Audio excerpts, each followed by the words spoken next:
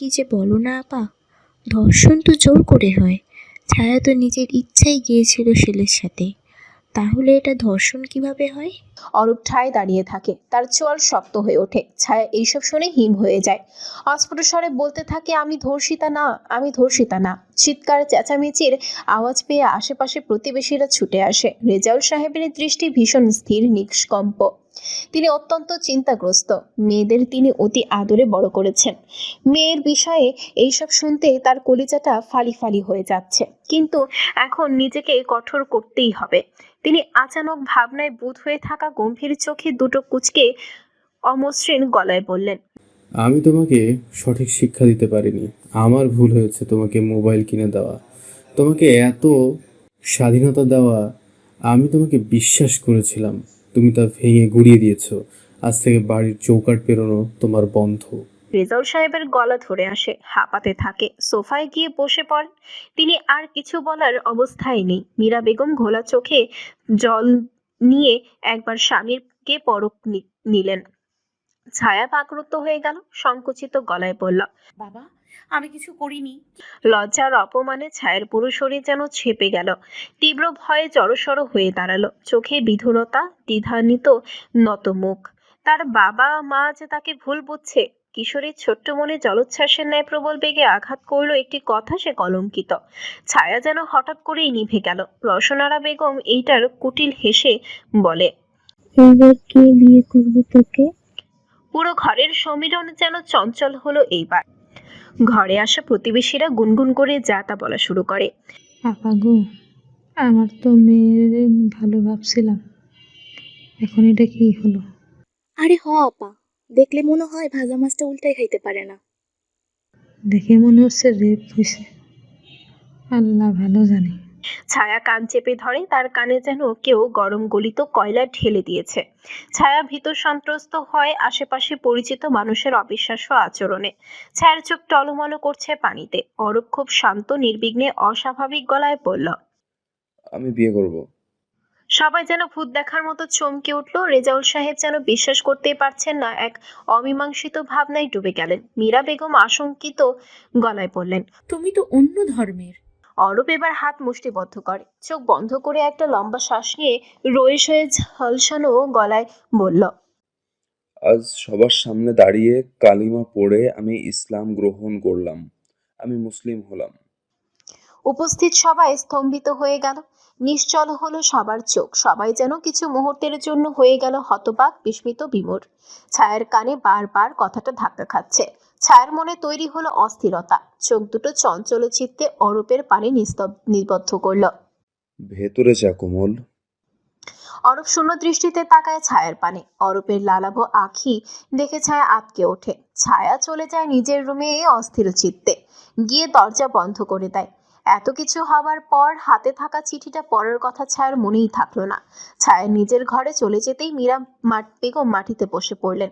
রেজাউল সাহেব অরূপকে উত্তর দেওয়ার আগেই বুকে চিনি চিনি ব্যথা অনুভব করলো। হঠাৎই বুক চেপে ধরে জোরে জোরে শ্বাস নেওয়া শুরু করে।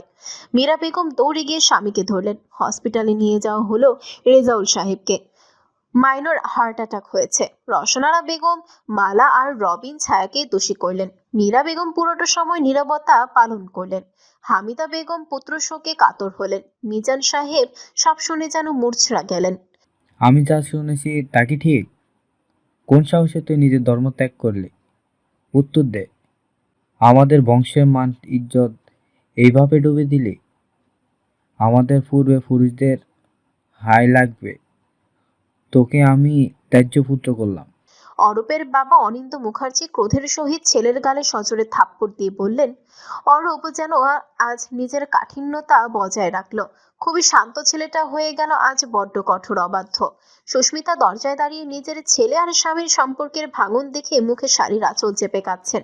কি থেকে কি হয়ে গেল? সন্তান যাই করুক, মায়েরা কি সন্তানকে অস্বীকার করতে পারে? কেটে যায় 7টা দিন। ছায়া নিজেকে ঘরবন্দি করে ফেললো। কাউকে আর জবাবদিহি করলো না।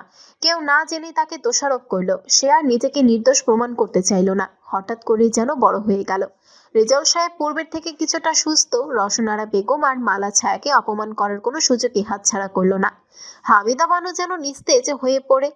মীরা বেগম চুপ থাকলেন। ঠিক সেই সময় এক সন্ধ্যায় রিয়া এলো দৌড়ে কাঁদতে কাঁদতে। কোনো দিকে না তাকিয়ে সোজা ছায়ের দরজা অনবরত ধাক্কা দিতে লাগলো। ছায়া নিজের বিছানায় শুয়েছিল। দরজায় ধাক্কানো শুনে সে যেই না দরজা খুললো, রিয়া ছায়ের বুকে ঝাঁপড়ে পড়ল। অনবরত ফুপিয়ে ফুপিয়ে যাচ্ছে আর বলছে, দাদা, দাদা। ছায়ের অজানা আশঙ্কায় কলিজা শুকিয়ে গেল। ছায়া রিয়াকে ঝাঁকিয়ে পড়ল। কি হয়েছে অরূপদার? এই রিয়া বল। আত্মহত্যা? ছায়া ঢলে পড়ল ফ্লোরে। তার চোখ জোড়া নিমিঝিমি করছে, নিঃশ্বাস হলো ঘনরত। শরীর যেন হঠাৎ করে তাপমাত্রা পরিবর্তন করে উষ্ণতর হয়ে উঠল। ঠোঁট ফাঁক করে মুখ দিয়ে গরম হাপ বের করতে লাগলো। নিজের কানকে কিছুতেই বিশ্বাস করাতে পারছে না। শ্রবণ ইন্দ্রিয়তে ঝংকার সৃষ্টি করছে। সে কি ঠিক শুনল? এ হতেই পারে না, নিশ্চয়ই ভুল হয়েছে। ছায়া রিয়ার ক্রন্দনরত মুখ পানে চেয়ে কাপা কাপা গলায় বলল, কি কি কি বলছিস অরূপদা? রিয়া নীরবতা যেন ছায়ার বুক ক্ষত বিক্ষত করছে। ছায়ার হঠাৎ মনে হলো সেই চিঠিটার কথা। ছায়া হাতের উপর ভর দিয়ে উঠতে চাইলো, কিন্তু শরীর অতিরিক্ত দুর্বল থাকায় উঠতে গিয়ে আবার পড়ে গেল। এরপর এক হাতে দেয়াল ধরে উঠে দাঁড়িয়ে এলোমেলো পায়ে চিঠিটা খুঁজলো উন্মাদের ন্যায়। চিঠিটা পেল টেবিলের একেবারে কোনায় অবহেলায় পড়ে আছে। ছায়া জিভ দিয়ে ঠোঁট ভিজিয়ে একবার চোখ বন্ধ করে অরূপদার হাস্যজ্জ্বল চেহারাটা স্মরণ করে ঠোঁট কামড়ে অবাধ্য কান্নাটা আটকে চিঠিটা পড়া শুরু করে। প্রিয় কোমল, তুমি বলে এই সম্বোধন করছি। শুনেছি প্রেমিকাদের তুমি বলে সম্বোধন করতে হয়, কিন্তু তুমি যে আমার না হওয়া প্রেমিকা, সেই ছোট্ট থেকেই কেন জানি খুব টান অনুভব করতাম, কিন্তু বুঝতাম না এত কিসের টান। বড় হবার সাথে সাথে যেন বুঝলাম এই মেয়েকে ছাড়া আমার চলবে না। এটা যে শিকড়ের টান আমার শরীরে রন্ধে রন্ধে গেঁথে গিয়েছে প্রিয়। এইবার উপায়। আমার জীবনে প্রাণ চঞ্চলতা দানকারী কিশোরী তুমি। শীতের রিক্ততা শেষে বসন্তে যেমন দক্ষিণা বাতাসের মৃদু চরণধ্বনি শোনা যায়, ঠিক তেমনি তুমি নামক সেই বসন্তের বাতাসের স্পর্শে আমার অশান্ত হৃদয়ের মর্মদোলাই দেয় দোল। উত্তরের বিষাক্ত হিমেল হাওয়া বিদায় হয় তোমার আগমনে। যখন তোমাকে দেখতে না পাওয়ার যন্ত্রণায় ছটফট করি, হৃদয়ে হয় চৈতে ফোটা কৃষ্ণচূড়া, অশোক ফুলের ন্যায় টকটকে লাল রক্তক্ষরণ। সদ্য কৈশোরে পা দেওয়া কিশোরী যেন আমার অন্তরীকরণে কালবৈশাখী ঝড়ের মাতাম এনে দিল। সেই দিন শাড়ি পরিহিত কিশোরীর পূর্ণ যৌবনা যেন কলিকার ন্যায় প্রস্ফুটিত হচ্ছিল। আমি বুঝলাম আমার সর্বনাশ অতি সন্নিকটে, আমার মুক্তি নেই। আমার হৃদয়কে করল চৈত্র মাসের কাঠফাটা রোদের ন্যায় উত্তপ্ত। আমি হাঁসফাঁস করলাম এক ফোঁটা প্রেমের বাড়ির অপেক্ষায়। হলো কই? সেই তৃষ্ণার্তই রয়ে গেলাম।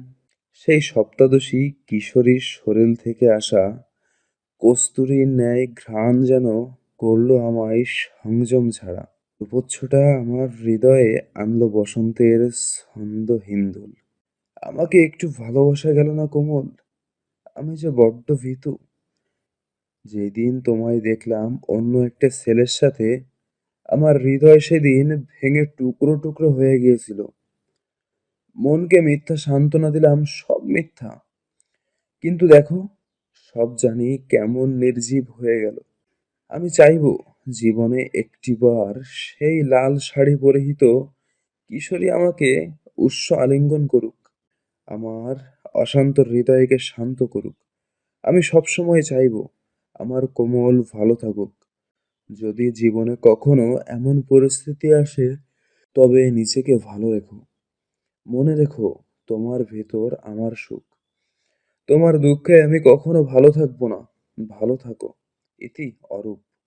ছায়া চিঠিটা পড়ে নির্বাক মূর্তির ন্যায় হয়ে গেল। ছায়া কাঁদলো না, চোখের পলকও পড়ল না একটিবার।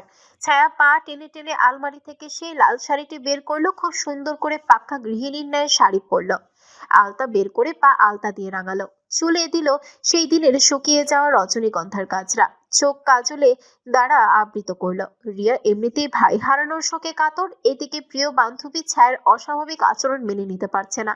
ছায়াকে ঝাঁকাচ্ছে আর কাঁদতে কাঁদতে বলছে, পাগল হয়ে গিয়েছিস ছায়া? কি করছিস এসব? ছায়া নিষ্প্রাণ কণ্ঠে বলল, অরূপদা আমাকে এই শাড়িতে আরেকবার দেখতে চেয়েছে, তাই সেজেছি। এইবার রিয়া হাউমাউ করে কেঁদে দিল। ভাইয়ের মন কিছুটা হলেও বুঝতে সক্ষম ছিল, কিন্তু এ যে কোনো কালে হওয়ার ছিল না, তাই চুপ থাকতো। এইবার যেন তা কান্নার বাঁধ ভাঙলো। সামনে দাঁড়ানো মেয়েটির শোকের মাত্রা টের পেয়ে জড়িয়ে ধরে কাঁদা শুরু করল। এদিকে কান্নার শব্দ পেয়ে ছায়ার মা মীরা বেগম এগিয়ে এলেন। এরপর সব শুনতে পেয়ে তার পায়ের তলায় মাটি সরে যায়।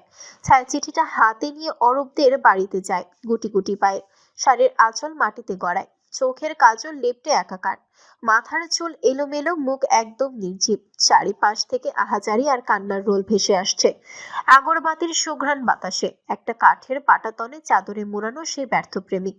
ছায়া কিছুক্ষণ তাকিয়ে থাকলো সেই দিকে অপলক। তার বুকের ভেতর মোচড় দিয়ে উঠল। সব যেন সুনামির তাণ্ডবে লণ্ডভণ্ড হয়ে গেল। গায়ে কাটা দিয়ে উঠল। সে ধীর পায়ে হেঁটে গিয়ে বসলো অরূপের পাশে। মিহি কণ্ঠে শুধালো, এই অরূপদা দেখো, তাকাও আমার দিকে, কি সুন্দর সেজে এসেছি। শাড়ি পরেছি, পায়ে আলতা দিয়েছি। তুমি না একদিন বলেছিলে, কি রে কোমল, তুই আলতা টালতা পরিস না, শুনেছি পায়ে আলতা দিয়ে রাঙালে নাকি দেখতে বউ বউ লাগে। আমি শুনে খিলখিল করে হাসতাম। তুমি মনোযোগ দিয়ে সেই ধ্বনি শুনতে। আমাকে হাসানোর বুঝি তোমার মুখ্য উদ্দেশ্য হতো। এখন আমি সত্যি সত্যি আলতা পরেছি। ছায়া অরূপের বুকে ধাক্কা দিতে লাগলো অনবরত। এদিকে অরূপের মৃত্যুর খবর শুনে ছায়ার পরিবার আরো আগে উপস্থিত হয়েছিল। তারা মেয়ের এমন পাগলের ন্যায় ব্যবহার মানতে পারছেন না। বড্ড কষ্ট লাগছে। অরূপের মা দেয়ালে মাথা ঠেকিয়ে কাঁদছিলেন। ছায়ার কথা শুনে উনি তেলে বেগুন হয়ে ওঠেন। দ্রুত হেঁটে ছায়াকে দূরে সরিয়ে চিৎকার দিয়ে বলে, খবরদার ছুবি না আমার ছেলেকে, তোর সেই কলঙ্কিনী হাত দিয়ে। আজ তোর জন্য আমার ছেলেটা আমার বুকে নেই। তুই কেড়ে নিয়েছিস মুখ পুরি, আমার ছেলেকে মৃত্যুর দুয়ারে ঠেলে দিয়েছিস। কাল নাকিনি আমার ছেলেকে তুই মেরেছিস। রিয়া দৌড়ে এসে মাকে ঝাপটে ধরে। ও মা, তুমি এমন কথা বলো না, ছায়ার দোষ নেই। আমার ছেলে আত্মহত্যা এই মেয়ের জন্য করেছে। ছায়া যেন নিজের সম্বিত ফিরে পেল। সে নিজের অবস্থান বুঝতে পারলো। তার হৃদয়ে প্রবল বেগে আঘাত করলো একটি কথা, অরূপদা আর নেই। বিধ্বংসী ঘূর্ণিঝড় যেন সব চূর্ণ বিচূর্ণ করে দিল। ললাট গলদেশ ঘামতে লাগলো। পুরো দুনিয়া দুমড়ে মুছলে গেল। এবার ছায়া চিৎকার করে কেঁদে উঠে অরূপদা বলে। সে দৌড়ে গিয়ে অরূপকে ঝাপটে ধরলো, আহাজারি করলো, মাটিতে হাত চাপড়ালো, মাটিতে মাথা ঠুকালো। রিয়া গিয়ে ছায়াকে জড়িয়ে ধরলো, কিন্তু থামানো গেল না। সুস্মিতা নিজেও ছায়ার কান্না দেখে ব্যথিত হলো। ছায়া অরূপের পা ধরে বিলাপ করলো। অরূপদা, আমাকে ক্ষমা করো। বাবা মায়ের পর কাউকে চোখ বন্ধ করে বিশ্বাস করলে সেই পুরুষ তুমি। আমার নিরাপদ আশ্রয়স্থল, ভরসার আশ্রয়স্থল। আমার মাথার ওপর তোমার বটবৃক্ষের ন্যায় ছায়া ছিল। আমি যে তোমাকে নিজের ভাইয়ের মতো ভালোবাসতাম। কেন চলে গেলে? কেন আমাকে তোমার ভালোবাসা ছাড়া করলে? কেন? ফিরে এসো অরূপদা। ছায়ার গলা ফাটা কান্নায় উপস্থিত সবাই মূর্ছা গেল। ছায়া দৌড়ে নিজের মায়ের কাছে গেল। ঘোলা চোখ, জিভ যেন জড়িয়ে আসছে। মা, অরূপদাকে উঠতে বলো না। মীরা বেগম মেয়ের নাজেহাল অবস্থায় কাঁদলেন মুখ লুকিয়ে। এরপর ছায়া দৌড়ে নিজের বাবার কাছে গেল। এই বাবা, তোমরা বললে অরূপদা ঠিক উঠবে, বলো না। এরপর আবার দৌড়ে রিয়ার কাছে এলো। এই রিয়া, তোর দাদাকে উঠতে বল। অঙ্ক ভুল করলে কে আমার কান মুলে দেবে বল? বল না। আমার মাথায় আদরে হাত বুলিয়ে দেবে কে? কাঁদলে কে চোখের পানি মুছে দেবে? এই রিয়া, দেখ না, আমার বুকে প্রচন্ড ব্যথা করছে। অরূপদা ওঠে না কেন? ছায়া আবার অরূপের কাছে দৌড়ে গেল। অরূপের কাপড় খামচে ধরে কাঁদল। হয়তো জীবনের সব চোখের পানি আজই বিসর্জন দিবে। ইস, দুনিয়াটা এত কষ্টের কেন হয়? ছায়া শেষবারের মতো অরূপকে সেই বহু আকাঙ্ক্ষিত উষ্ণ আলিঙ্গন দিল। কিন্তু ভাগ্যের নির্মম পরিহাস, যে আলিঙ্গনের জন্য সেই প্রেমিক পুরুষ দীর্ঘ বর্ষ মাস অপেক্ষা করল, সে দেখে যেতে পারল না। কে জানে, হয়তো কোথাও না কোথাও থেকে সে অনুভব করলো প্রিয়তমার মধুর আলিঙ্গন। রাতের আধারে নিমজ্জিত চারিপাশ। অদূরে কুকুরের ডাক ভেসে আসছে। ছিচি পোকার ডাকও শোনা যাচ্ছে। সোডিয়াম লিওনের আলোয় হালকা আলোর রেখা খেলা করছে আধারে। এক বিষণ্ণ কিশোরী এক কবরের পাশে বসে আছে মাটি আঁকড়ে। দিনের বেলাও যেখানে আসলে গায়ে কাটা দেয়, সেই নিস্তব্ধ পরিবেশে এক কিশোরী দুঃখ বিলাস করছে। তার কান্নার মিহি আওয়াজ চারিপাশে তরঙ্গের ঢেউ সৃষ্টি করছে। কেউ পারল না তাকে বাড়ি দিয়ে যেতে। অরূপদা একা থাকতে পারবে না তো। সে চলে গেলে হয়